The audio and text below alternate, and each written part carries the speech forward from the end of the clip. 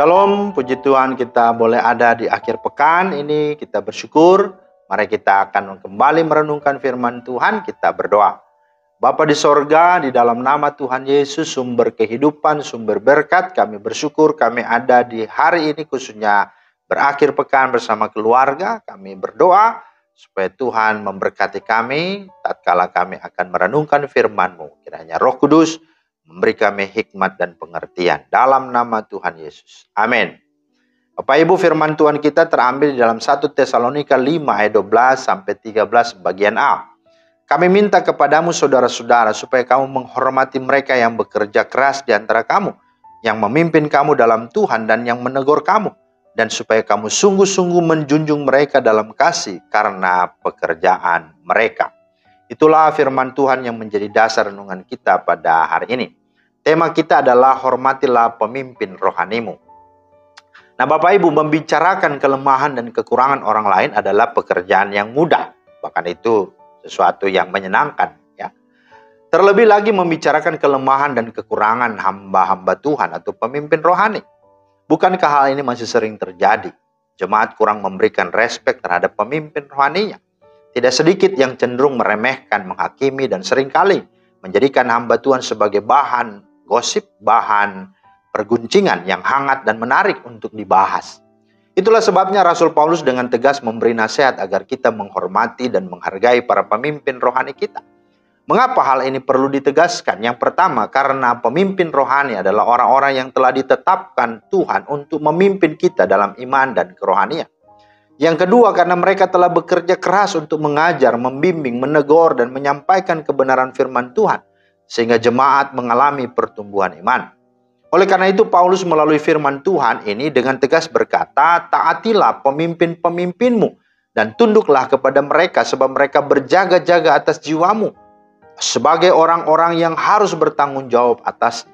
Ibrani 13 ayat 17a. Jadi saudara, penting bagi kita untuk menghormati, menghargai, dan mengasihi pemimpin rohani kita karena mereka telah bekerja keras dalam melayani jemaat Tuhan. Namun jangan sampai kita mendewakan mereka. Jangan kita sampai mengkultuskan dan menjadi penyembahan. Segala pujian dan kemuliaan tentu hanyalah bagi Tuhan dan tetap hanya bagi Tuhan.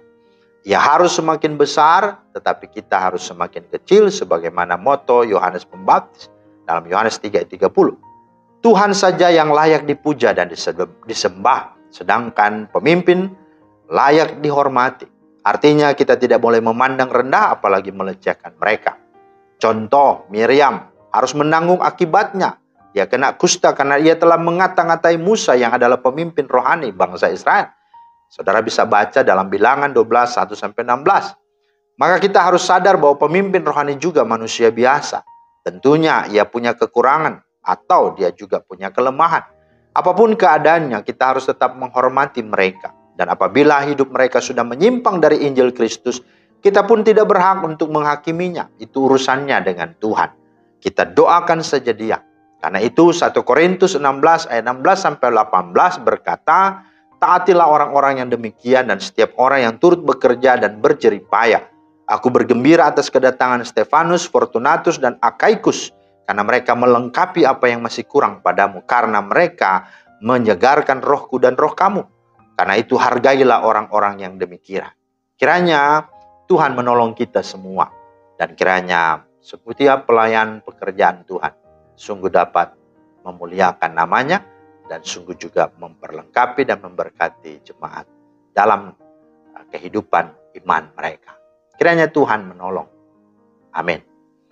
Bapa di sorga, terima kasih, kami bersyukur karena kami sungguh diberkati dengan firman-Mu. Biarlah kiranya hidup kami senantiasa berkenan, oleh karena kami sadar bahwa ada pemimpin-pemimpin yang Tuhan tempatkan untuk boleh menuntun kami, membimbing kami kepada kebenaran-Mu.